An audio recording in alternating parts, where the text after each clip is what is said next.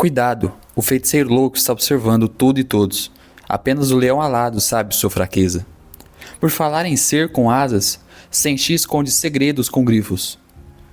Ficou curioso com tantas revelações no episódio só? Então vamos desvendar tudo juntos. Episódio 22 de Dungeon Mesh, Grifo e Familiar. Depois de uma noite cheia de discussões, Laios acorda sentindo um atraente cheiro. E ao chegar na cozinha, encontra Senshi, usando suas habilidades para fazer panquecas para o café da manhã. Yado fica admirado enquanto todos se deliciam, e ao provar um pedaço, se depara com um gosto saboroso. Senshi explica que o paladar é como um músculo, que se não for exercitado, fica inutilizável. Olhando para a mesa cheia, ele relembra de momentos assim que tivera com seu avô, e de como Thistle estava sempre ao lado dele. Ele conta que foi seu bisavô que o trouxe para o castelo para ser um bobo da corte, mas foi criado junto de seu avô como um irmão. Quando subiu ao trono, sugeriu que Thistle estudasse magia, e desse momento em diante ele nunca mais foi o mesmo. Aquele lugar era repleto de artefatos deixados por anões e elfos, e entre eles livros de magia. Thistle começou a enlouquecer e no fim lançou uma magia de imortalidade sobre o reino. Galera, essa cena é importante, pois deixa claro que o antigo rei, Dergal, deve ser o único a saber o motivo de Thistle ter transformado todos no reino em imortais. E também confirma que ele tem relação nisso, afinal, ele se sentia culpado por tudo. Continuando o episódio, Yado até tentou assustar os convidados com essa história, mas não funciona muito, pois admitem que querem conversar com Thistle para resolver tudo de maneira pacífica. Ele alerta que isso não seria possível, e usa como exemplo os moradores que eram suspeitos de ajudar seu avô a fugir do castelo. Todos foram executados. Ainda assim, conta que encontrar-se com o feiticeiro louco não é tão difícil. Pequenos dragões estavam rondando o castelo, como seus olhos, os vigiando. Então logo ele estaria lá. Para encerrar, ele dá uma dica valiosa. Procurem o leão alado no fundo da masmorra. Ele será capaz de manter o poder do feiticeiro sob controle.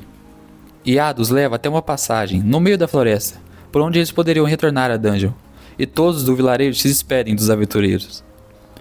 Imediatamente, após desaparecerem na escuridão, Thistle surge atrás de Yado, de maneira ameaçadora. Esse é mais um momento interessante para tentarmos medir o quão poderoso Thistle é. Além de poder invocar monstros, ele pode usar seus sentidos para controlar a masmorra, como se fosse seu corpo. Mas mesmo com tanto poder, ele mantém um leão alado, um mistério para nós, feito de prisioneiro. Esse leão com certeza será a chave para derrotar o feiticeiro louco.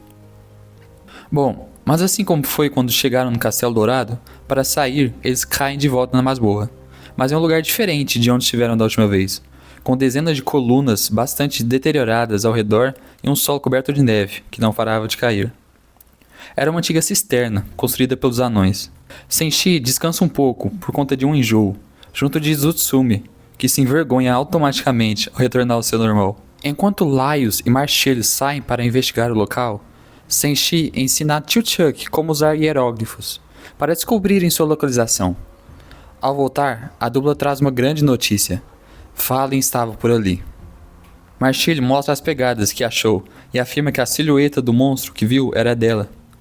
Já Laios tem dúvidas se era mesmo Fallen, e não um grifo.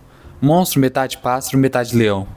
Apenas ter citado o grifo deixa Senshi completamente assustado, suando frio, e faz tudo para ficar para trás, ao invés de sair junto na procura. Para o azar dele, não foi nem preciso sair do local. O monstro cai do céu, cravando suas garras na neve. Sem sucesso, ele volta a voar. Senshi corre dali, num estado de choque. Chamando a atenção, ele vira uma presa fácil, e dessa vez o rasante é certeiro. Senshi é capturado.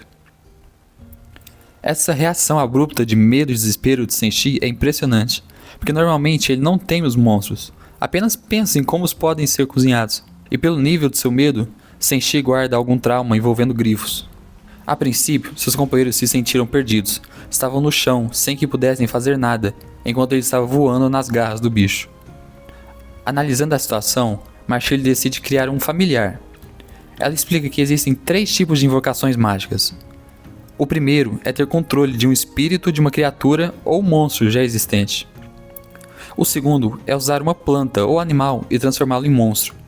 Essas duas primeiras opções não funcionariam, pois necessitava de muito tempo, coisa que eles não tinham. Restou o terceiro tipo, criar um familiar do zero.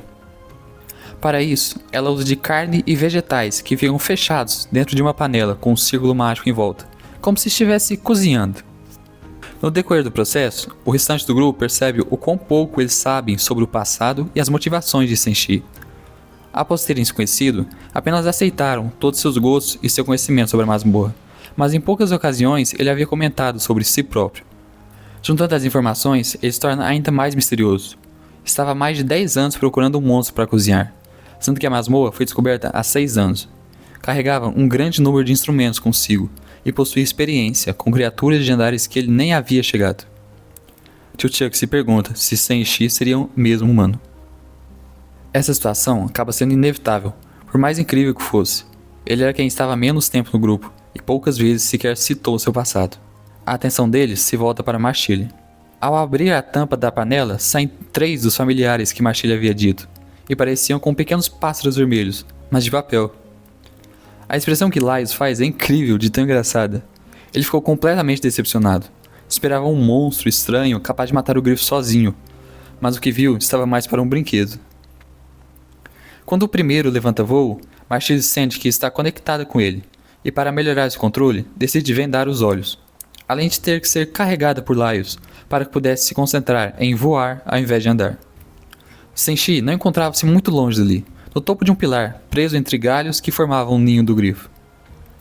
Antes que pudesse reparar, a ave estava à espreita e deu cabo do primeiro familiar. Marshall percebe que um simples passarinho não seria o suficiente para lidar com um ser mitológico, então pede ajuda a Laios.